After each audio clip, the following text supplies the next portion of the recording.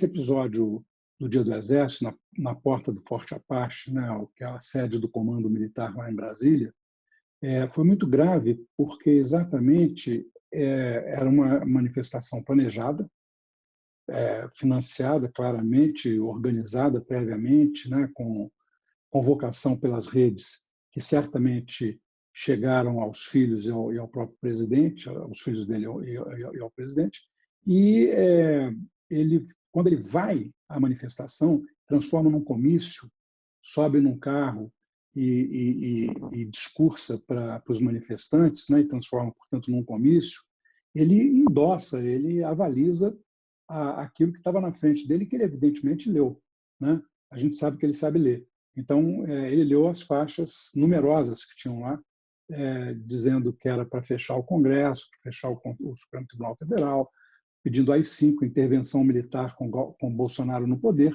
Quer dizer, ele endossou aquilo tudo, ele aprovou aquilo e disse que não ia negociar com as instituições políticas, né, com o poder legislativo, e que ele estava lá porque ele acreditava naquelas pessoas, portanto, no que eles pediam. Foi uma atitude que já ultrapassou o limite não só da legalidade, mas da tolerância das instituições democráticas. Quer dizer, as instituições democráticas, elas têm uma característica intrínseca a elas que as torna, ao mesmo tempo, poderosas e frágeis, que é o fato de que elas têm que admitir a liberdade de expressão, elas têm que admitir, inclusive, que se faça discurso contra a própria democracia. Mas ela coloca limites às pessoas que são investidas de poderes diferentes, distintos daquele do cidadão comum. O presidente da República ele tem limites constitucionais, ele não pode pregar contra as instituições democráticas, os outros poderes da República. A Constituição republicana, o presidencialismo republicano democrático, ele pressupõe o equilíbrio entre os poderes, né, e que um poder funcione como feio contrapeso do outro. Por isso ele tem poder de veto. E por isso o Congresso tem os poderes que tem e o Judiciário tem o poder que tem. Então, quando ele faz isso, ele fere gravemente a Constituição. Já é grave em si isso. Agora, eu acho que o episódio ficou mais grave ainda porque a resposta das instituições que deveriam estar controlando a constitucionalidade dos atos presidenciais não foi suficiente. Ela foi muito aquém da gravidade do que ele cometeu. Né? Quer dizer, a manifestação do presidente Supremo foi uma manifestação genérica e não específica. A manifestação dos presidentes da Câmara e do Senado também não foram manifestações suficientes como advertência, não é, ao presidente, no sentido de que, tendo extrapolado os limites constitucionais, ele pode ser submetido à lei, né? Portanto, a um processo de impeachment, a um processo de interdição do mandato. Então, eu acho que esse caso aí ele é um divisor de águas, né? Quer dizer, ele coloca o Brasil numa posição de muita fragilidade institucional e a democracia brasileira sob séria ameaça. E vai depender das instituições políticas, institucionais, os poderes da República, saber até onde isso aí vai. Porque ficar na dependência de que os militares se atuem como poder moderador do presidente é um passo adiante no retorno ao autoritarismo. Não são os militares que têm essa obrigação. Quem tem essa obrigação é o Supremo Tribunal Federal e o Congresso Nacional. Sérgio, como que essas instituições que rodeiam o executivo ali, como que elas deveriam ter agido com mais contundência, assim como você disse? A primeira coisa é que as declarações deviam ser diretamente dirigidas ao presidente da República, né? Quer dizer, dizendo que ele ultrapassou os limites da Constituição, fazendo um alerta para que, se ele não recuasse dessa atitude, que ele seria objeto de um processo de impeachment, porque isso é claramente um crime. Certo. Na verdade, se você pegar eu estudei bem os dois impeachments, do Collor e da Dilma, né? Nenhum dos dois tem evidências tão claras de desrespeito à Constituição e de crime de responsabilidade quanto o Bolsonaro. Perfeito, perfeito. Só um pouco a respeito ali da mudança ali na parte ministerial, na saúde, na pasta da saúde, o Mandetta deixou, Nelson Teich assumiu agora há uma semana praticamente, e parece que o presidente meio que elegeu ali um novo ministro, tendo em vista as possibilidades de seguir a sua cartilha, desde que o ministro rompa com o isolamento e tal. Isso, na verdade, não seria ali um pouco de egocentrismo da parte executiva federal, tendo em vista que a parte científica, as orientações da OMS, não corroboram nesse sentido, elas vão totalmente ao contrário, as pesquisas vão ao contrário também. Como que a gente pode avaliar Olha, esse novo mandato aí, por favor? pois é muito diferente do mandato do Mandetta, né? Porque o mandato do Mandetta foi o Mandetta foi uma escolha política de uma pessoa que já tinha uma certa tradição na área de políticas de saúde, né? Mas antes da crise do coronavírus, para exercer um mandato, digamos, rotineiro no Ministério da Saúde, com as funções básicas que o Ministério da Saúde tem, né? Promover a vacinação, fazer a coordenação, cuidar dos hospitais federais, esse tipo de coisa.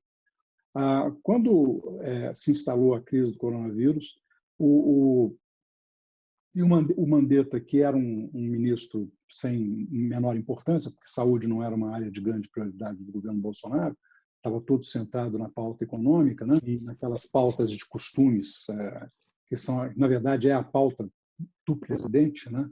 E a pauta econômica é a pauta do Paulo Guedes, que ele incorporou ali por conveniência, mas a pauta dele é a que está expressa nessas tentativas de mudar comportamento, hábitos, valores, né? É uma pauta comportamental. Então, o ministro da Saúde era um ministro apagado, ele não aparecia, porque não tinha prioridade. Quando vem a crise pandêmica, ele se torna o ministro central, que é uma coisa absolutamente natural. Quer dizer, no governo Fernando Henrique, todas as atenções estavam postas no ministro da Fazenda, na equipe econômica, porque eles estavam fazendo um plano de estabilização. Era a prioridade central do governo Fernando Henrique, né? No governo Lula, o setor social ganhou visibilidade maior porque era a prioridade do presidente Lula, embora também a economia tenha ficado sempre sob foco, né? Mas no governo Bolsonaro, com a pauta econômica, era basicamente o ministro Paulo Guedes e esses ministros da área que é mais próxima ao presidente, né? Por exemplo, ao meio ambiente, relações externas, o Ministério da Cidadania. E aí, quer dizer, começou a ficar clara a separação, quer dizer, a distinção, a contradição entre a agenda do Mandetta e a agenda do presidente. A agenda do Mandetta, que tinha responsabilidade do cargo, né, era conduzida da melhor maneira possível, de acordo com a informação científica e com a opinião médica, a gestão dessa crise pandêmica, como o mundo todo está fazendo. E a agenda do presidente continuava sendo a agenda de temos que sair logo disso, porque ele tem preocupações outras, né? E claramente incomodado com essa centralidade da crise pandêmica. Bom, ele demite o Mandetta no meio de uma crise que já é uma situação esdrúxula, é uma anomalia, né? Você só troca ministro de uma área tão importante se ele falhar. Mas se ele não estiver falhando, você mantém, porque a continuidade da gestão da crise é fundamental. E aí ele coloca um novo ministro, que ainda não disse muito bem a que veio, mas que agora a gente sabe que tem um mandato imperativo. Ele não foi nomeado para gerir a crise, administrar a crise do coronavírus da melhor maneira possível do ponto de vista médico e científico. Ele foi nomeado para examinar uma possibilidade de sair do isolamento social o mais rápido possível para atender ao desejo presidencial. Isso ficou muito claro nessa manifestação do Bolsonaro na porta do Forte Apache e nas declarações que ele tem reiteradamente dito que a questão é o emprego, que todo mundo 70% da população vai ser infectada, então não tem problema, sai para a rua, etc. Né? Portanto, o mandato do ministro da Saúde do Teste é muito mais limitado e muito mais direcionado pelo presidente do que o do Mandetta. Eu acho, particularmente, que ele não tem nenhum problema com isso, o ministro da Saúde, do Tite. Eu acho que ele aceitou o cargo já sabendo qual seria a sua tarefa.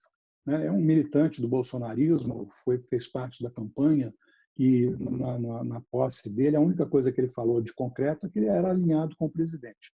O resto foi tudo muito vago, né? Mais vago do que ele vinha dizendo antes de ser nomeado ministro. Então, é um mandato limitado, e o que vai acontecer? O que vai acontecer é que ele vai apresentar ao presidente um plano de saída do isolamento social precoce, do ponto de vista da dinâmica da pandemia no Brasil, e vai bater de frente. O presidente novamente vai tentar fazer uma coisa que o Supremo já disse que ele não pode fazer, não é? Que é impor aos estados o fim do isolamento social. É uma rivalidade pessoal dele com o Dória e o Witzel, né, o governador de São Paulo, o governador do Rio de Janeiro. O presidente Bolsonaro ele tem uma personalidade autoritária e impulsiva. A psicologia tem uma definição clara da personalidade impulsiva. E ele tem ele busca esses inimigos que são o que fazem com que ele consiga agir. Ele se mobiliza no confronto. Portanto, nós vamos ter brevemente, eu imagino, mais um embate institucional quando o presidente apresentar o seu plano de saída do isolamento, com estados ainda em situação muito difícil. E a gente tem que levar em consideração que o Brasil é muito mais parecido com os Estados Unidos do que com os países da Europa, porque nós temos, não só pelo tamanho da população, mas porque é uma federação extensa e heterogênea. Tem muitas, né, tem muitas diferenças entre os estados. E o que a gente está vendo nos Estados Unidos é que as ondas do coronavírus estão sendo sequenciais. Nova York já provavelmente passou pelo pico, já começa a ter uma estabilização antes de começar a cair, né? E embora com uma quantidade calamitosa de mortes, né? Uma coisa dantesca, mas outros estados estão entrando agora nessa linha, né? Estão começando a acelerar na direção do pico. Então, você vai ter várias ondas nos Estados Unidos. É provável que a gente tenha a mesma coisa aqui. São Paulo chegue ao pico antes dos outros estados, mas Ceará, Amazonas, Rio de Janeiro, né? Quer dizer, esses estados vão... Então, se eles relaxarem, eles terão o seu ciclo de crescimento da pandemia, né? Parecido com o de São Paulo, só que mais adiante. A única forma de se proteger disso é fazer como a Califórnia fez. A Califórnia teve o primeiro caso apareceu na Califórnia antes até dos Estados Unidos, de Nova York, e a Califórnia imediatamente fez o isolamento social e tomou medidas necessárias para conter. Então, o processo na Califórnia está muito mais administrável e não chegou a ter o nível de crise que teve em Nova York, né? Então, acho que a gente vai ter provavelmente aí uns embates novamente, o Supremo, os governadores e o presidente da República. O ministro seguindo a cartilha ali do presidente, seria? E o ministro seguindo a diretriz do presidente. Aproveitando que você explorou aí os estados norte-americanos, a política da cloroquina ela foi colocada inicialmente defendida pelo republicano, pelo Donald Trump, presidente norte-americano. E o nosso presidente, Jair Bolsonaro, ele sempre vai numa linha ali, parece que vai seguindo ali é como se fosse uma espécie de fã do populismo norte-americano. E isso torna ali, ele quis usar como se fosse um maniqueísmo para buscar a cloroquina como argumento de salvação ali e cancelamento do isolamento, seria nesse sentido. Não, exatamente. Quer dizer, tanto o Trump quanto o Bolsonaro estavam querendo que a cloroquina fosse a saída para não ter mais o isolamento, quer dizer, para deixar a economia funcionar, as pessoas ficam doentes e se tratam, né? Como se fosse uma doença convencional. Nenhum dos dois entendeu ou não quis entender, mas eu acho que, na verdade, não entendeu de verdade, que essa daí é uma doença desconhecida e que, portanto, nós não sabemos qual é o comportamento dela. E mesmo que houvesse, como não há, um remédio como a cloroquina que desse resultado, poderia dar resultado no momento e não no outro, em determinados tipos de pacientes e não em outros pacientes, né? Então, obviamente, seria uma temeridade imaginar que um remédio não testado pudesse ser o substituto do isolamento social, né? O Bolsonaro ele é uma cópia sem originalidade e um pouco piorada do Trump, né? Você vê que esse confronto com os governadores, o Trump também está fazendo a mesma coisa.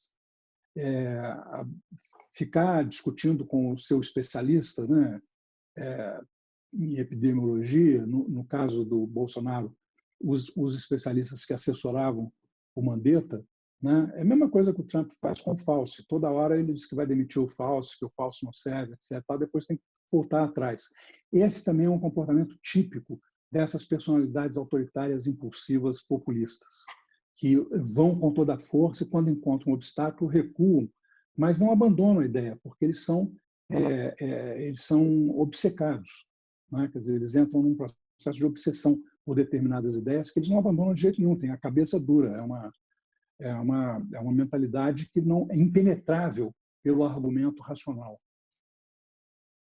A Câmara iniciou ali o auxílio emergencial, o governo, na verdade, né, pressupondo ali o valor de R$ 200 mensais para os vulneráveis e beneficiários ali do Bolsa Família e registrados no CadÚnico.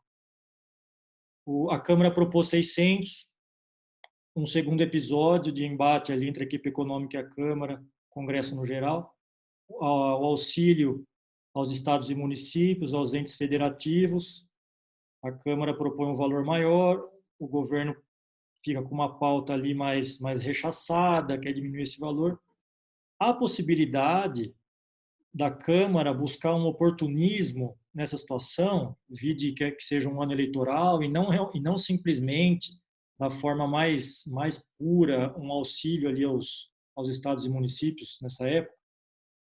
Olha, eu não tenho visto isso. Pode até acontecer mais para frente, mas eu não tenho visto isso. O que eu vejo é que a Câmara, ao contrário do governo, adotou uma linha que é a linha que todos os países estão adotando e que todos os economistas sérios do mundo estão recomendando.